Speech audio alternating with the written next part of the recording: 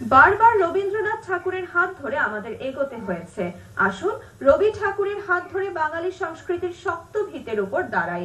বিশ্বকবি রবীন্দ্রনাথ ঠাকুরের হাত ধরে জঙ্গিবাদ ও মৌলবাদ নির্মূল করি। বৃহস্পতিবার বিশ্বকবি রবীন্দ্রনাথ ঠাকুরের ১৫৩তম জন্মজয়ন্তী উপলক্ষে কুষ্টিয়ার কুমারখালীর শিলাইদহ কুঠিবাড়িতে ৩ দিন ব্যাপী উৎসবের উদ্বোধনী অনুষ্ঠানে তথ্যমন্ত্রী হাসানুল হক এই কথা বলেন। এ উপলক্ষে কুঠিবাড়ি আঙিনায় ঘটেছে হাজারো রবীন্দ্র ভক্ত ও স্থানীয় সর্বস্তরের মানুষের সমাগম।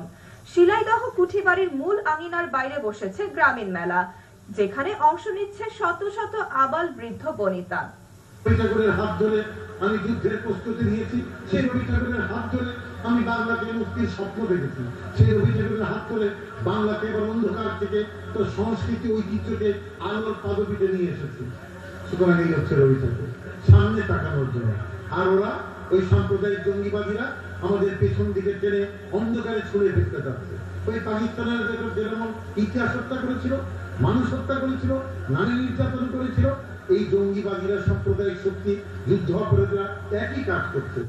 দর্শক